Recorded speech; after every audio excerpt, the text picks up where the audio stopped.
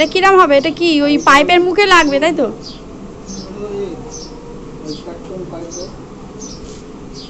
ওই তো হ্যাঁ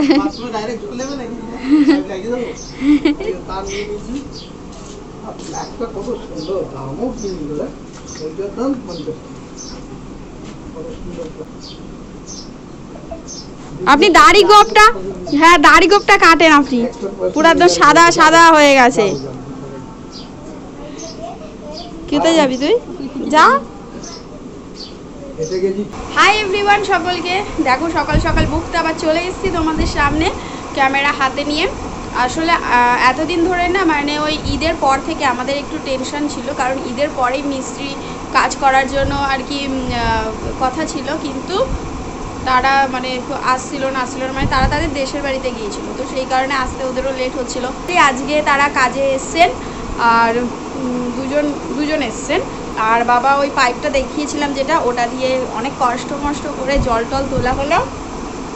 স্নান করে এসেছি সকালবেলা, স্নান করে পুজো দেওয়া হয়ে গেছে গনু বাবাকে, তাও দেখো তারপরেও দেখো এবার সকালবেলা চান করে এই মাত্র এসেছি, তাও এই যে পুরো একদম ঘেমে আর কি ঘেমে যাচ্ছি আর কি। ফ্যান চলছিল না বলে, ফ্যান চলছে, ফ্যানের হয়তো আওয়াজটা হচ্ছে। তো তোমাদের সাথে আরেকটা জিনিস শেয়ার করি। আর হ্যাঁ, আজকে আবার বাবা একটু হাওড়া বেরোবেন, তো সেই কারণে আজকে আমরা নিয়ে আসতে যাব।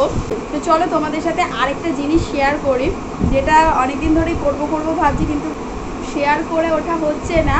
ফাইনালি আজকে তোমাদের সাথে শেয়ার করবো জিনিসটা কি। তো চলো দেখা যাক, আমাদের ওই ঘরে রয়েছে। চলো, এই যে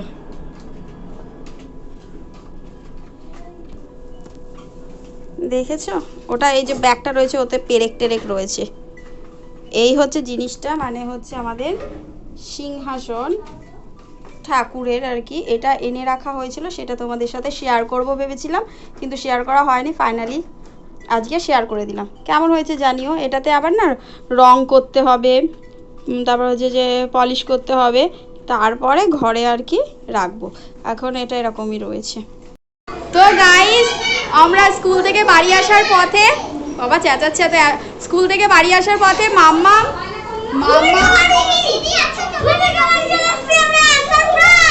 ভূমিকার বাড়ি চলে এসছে। আর এই যে বৌদি ঠান্ডা ঠান্ডা একদম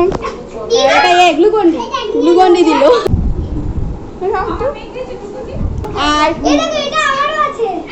জেঠিমা মানে বৌদির শাশুড়ি, পরিষ্কার বাংলা ভাষায় বলেছি আমরা। ওই যে তুলি ওখানে ও খাচ্ছে আর আমি এখন খাবো। চলো খেয়ে দিয়ে নেই, তারপর বাড়ি গিয়ে কথা হচ্ছে।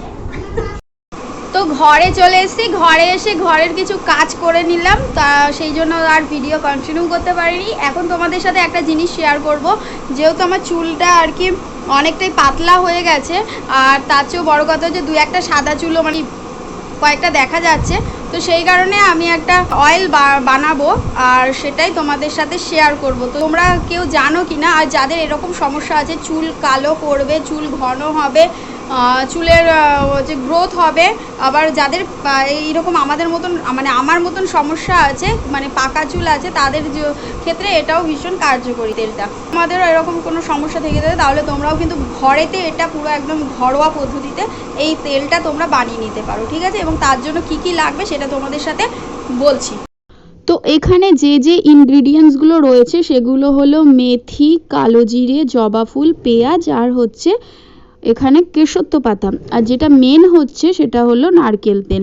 এখানে আমি প্যারাশুটের নারকেল তেল ইউজ করেছি, তো তোমরা চাইলে যে কোনো নারকেল তেল যে কোনো ব্র্যান্ডে নিতে পারো। তারপর সবগুলো উপাদান আমি এভাবে দিয়ে দিলাম কড়াইতে। দিয়ে দেওয়ার পর ভালো করে নেড়ে তলাটা ভালো করে একটু নাড়তে হবে, যতক্ষণ না ভাজা ভাজা হচ্ছে ততক্ষণ এভাবে একটু নেড়ে যেতে হবে। তো তারপরে এই রকমভাবে ঠিক ভাজা হয়ে গেলে তারপরে কিন্তু আমি এখানে ঠান্ডা করে ছেঁকে নেব। তোমরা আমার মতন ভাবেও ছাঁকতে পারো, হাতায় করে তুলে নিয়ে ছাঁকনি করে, বা একেবারে ঢেলেও ছাঁকনিতে ছেঁকে নিতে পারো। তো ফাইনালি আমি রেডি করে নিয়েছি, জারে রেখে দিয়েছি। আমার বানানো হয়ে গেছে, একটা কাঁচের জার করে এটা রেখে দিয়েছি। সবুজ কালার হয়েছে দেখতে। রাত্রির বেলা মানে মেখে তারপরে ঘুমাবো। চাইলে এটা বাড়িতে ট্রাই করতে পারো। করবে না গো, আর চুলগুলো উঠে যাবে তখন বলবে। মোটেই না, এটা খুব ভালো, আর আমি এটা রেজাল্ট দেব। আমি এটা ব্যবহার করে বছর ডিরেক্ট কর। হ্যাঁ, 1 মাস পরেই আমি রেজাল্ট দেবো যেটা কিরকম ভালো কি খারাপ। দেখবে আর এই যে চলে গেছে, টাটা করো।